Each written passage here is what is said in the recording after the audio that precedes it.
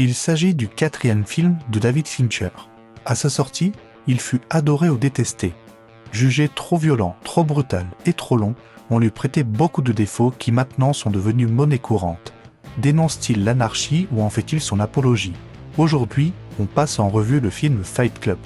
Le générique du début coûtait tellement cher pour l'époque que David Fincher dut d'abord tourner l'intégralité du film afin de le montrer au studio pour qu'il s'assure de sa qualité afin de débloquer le budget nécessaire à sa création.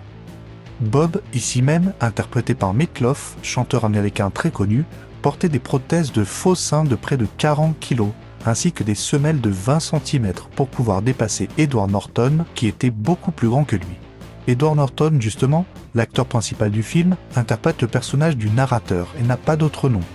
Il est quasiment dans toutes les scènes du film, car il a tourné 130 des 138 jours de tournage qu'a nécessité le film. Les faux noms qu'il utilise dans les associations sont des noms de personnages de Robert De Niro dans ses films des années 70.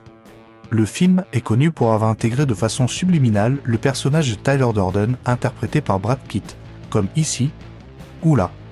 Mais quasiment personne ne l'a reconnu ici. David Fincher est connu pour l'extrême précision de sa mise en scène.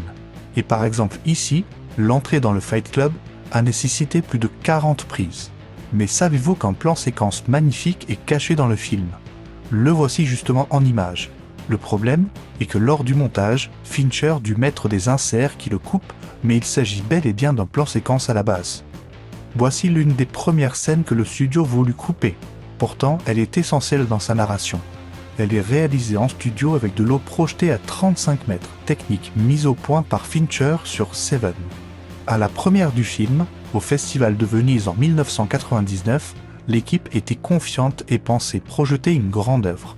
L'accueil fut plus que glacial. Conspué dans la salle, il fut assassiné le lendemain dans les journaux. Pour un budget de 63 millions de dollars, le film fut un échec aux USA, avec seulement 37 millions de recettes. Il faudra attendre la recette mondiale pour qu'il rentre dans ses frais. Mais c'est lors de sa sortie en vidéo que le film bascula dans une autre dimension. En effet, avec son message ambigu, le film fut adoré des fascistes qui prenaient Tyler Durden comme une icône et en fit le porte-étendard de leur combat. Mais le film plut également aux cinéphiles et aux personnes sensibilisées à la cause humaniste et prenait au contraire Tyler Durden comme le méchant du film. Au même titre que Starship Troopers ou Breaking Bad, Fight Club est un film complexe et nuancé. Mais ce qu'on ne peut pas lui enlever, c'est sa mise en scène formelle, sa lumière, ses dialogues, sa musique, et j'en passe. Toutes les recettes d'un film culte à voir et à revoir sans modération. Allez, à bientôt pour d'autres films.